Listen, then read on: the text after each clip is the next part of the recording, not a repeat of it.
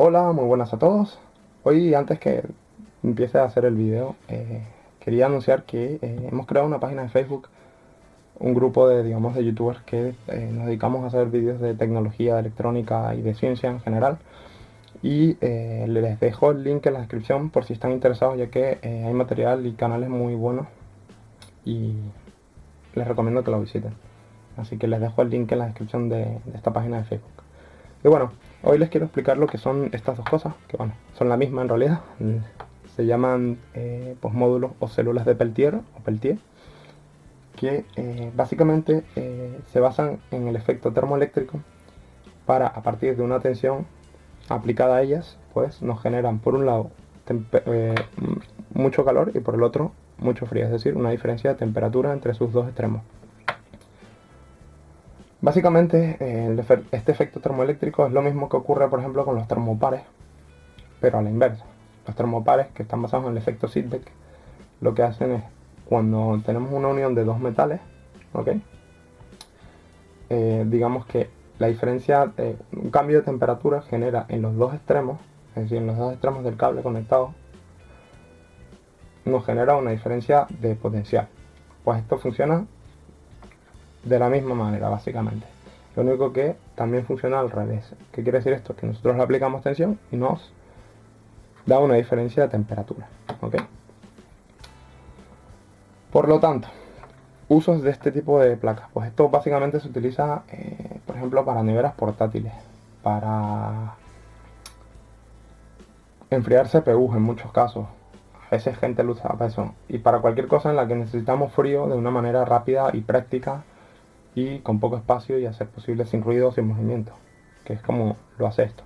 La pega que tiene es que si nosotros lo activamos, ¿ok? Se calienta un lado, pero ese lado va a transferir el calor a la parte fría si no disipamos bien ese calor. Con lo cual, para que enfríe bien, lo que necesitamos es poner un buen disipador del lado caliente, ¿ok?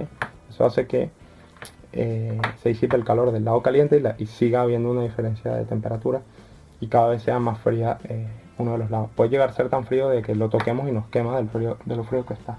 Con lo cual ya les digo que esto puede ser muy útil. Sin embargo, no son muy eficientes. Es mucho más eficiente, por ejemplo, un ciclo de, de compresión de una nevera. Es decir, el típico que se utiliza, que tiene un gas que se comprime y ese gas pues disminuye la temperatura y luego pasa por un radiador donde el calor que ha absorbido pues lo expulsa y se vuelve a comprimir y así sucesivamente.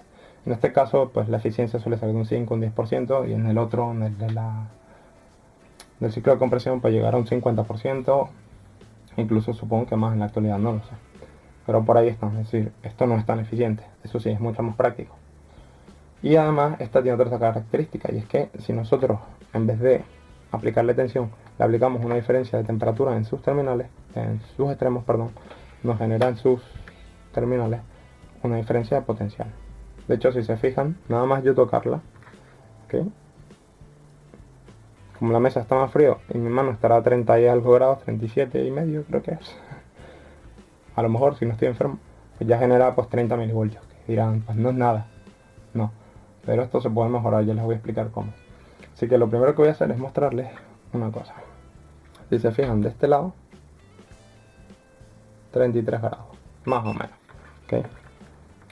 Y de este lado 33,3, ¿vale? Si yo ahora le voy a aplicar 5 voltios a esta celda concreta que está consumiendo 1 amperio, si se fijan, 28, 27, 26, y seguiría bajando mucho más si yo de este lado le pusiera un disipador, porque de este lado, fíjense, ya está en 46 grados, 47,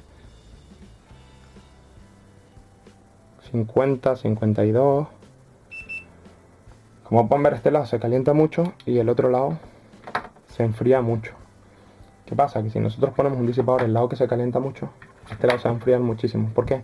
Por el problema es que si no ponemos el disipador en el lado caliente, el calor al final, digamos, como están unidas, pues pasa de este lado a este lado.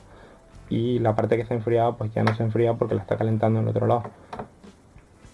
Con lo cual, si queremos que esto enfríe mucho, tenemos que poner un disipador de este lado. Ponemos un disipador en el lado caliente, un buen disipador, y el lado frío se va a poner muy frío.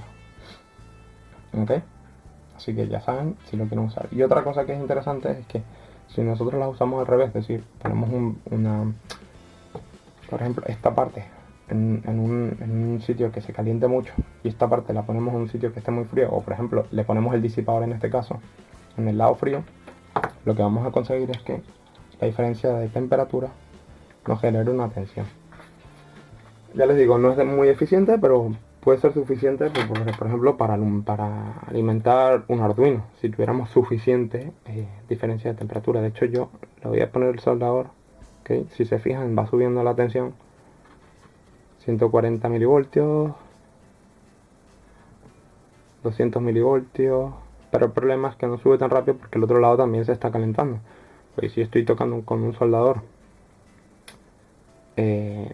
uno de los lados, el calor se está transfiriendo también al otro. Lo que pasa es que es más lento y por eso me genera algo de tensión. Pero si yo, por ejemplo, pusiera un hielo del otro lado y calentara con el soldador de este lado, pues puedo conseguir fácilmente 4 voltios, 5 voltios. Es decir, depende todo de la diferencia de temperatura. De hecho, vi un proyecto hace unos años, que podría buscar el link si a alguien le interesa, de una persona que con una moto ponía la parte caliente fijada varias módulos de Peltier, los tenía fijados en el motor, o sea, muy cerca con contacto directo al motor, y se calentaba mucho, y del otro lado tenía disipadores. ¿Qué pasa? Que la moto al ir andando, pues los disipadores pues funcionaban muy bien. ¿Por qué? Porque el aire que les está dando en la moto pues hace que la diferencia de temperatura entre la parte del motor y la parte del disipador sea muy grande, y las celdas, si mal no recuerdo, generaban suficiente tensión para alimentar todo lo que es el sistema eléctrico de la moto. Así que ya les digo que con un poco de cabeza pues se pueden aprovechar. Otro ejemplo sería si la pusiéramos, por ejemplo, en el motor de un transbordador o de un cohete. Es decir, la parte que está en contacto con el motor sería muy caliente y, por ejemplo, en el espacio podría estar perfectamente a menos 50 grados. Entonces esta diferencia de tensión pues generaría electricidad, bastante electricidad. Lo mismo si, por ejemplo, una sonda o por ejemplo, un satélite al que está, digamos, por una cara estándole al sol y por la otra está en la parte sombría, digamos, la diferencia, como no hay atmósfera, la diferencia de temperatura puede ser muy alta, y esto pues podría ser suficiente para mantener sistemas eléctricos de un satélite, entre comillas, porque esto, ya les digo, no es demasiado eficiente, habría que verlo, pero no es imposible. Podría ser un uso, por ejemplo, por poner un uso particular. Así que nada, espero que les quede claro lo que es un módulo de Peltier, y que sepan que existe por si alguna vez les pueden utilizar para algo, ya que pueden ser muy muy útil. Así que nada, ya saben, les dejo en la descripción el link del grupo de Facebook que les he comentado al principio del vídeo, por si quieren pues ver otros canales que puedan ser interesantes y que tratan un poco más o menos de esta temática o de ciencia y tecnología. Seguro que les parecerá interesante. Así que nada, si les gusta el video, por favor denle un manito arriba. Si tienen alguna duda, dejen un comentario en la descripción. Y nos vemos en el próximo video, que espero que sea el jueves, ya que esta semana no he podido hacerlo el jueves. Así que nada, un saludo.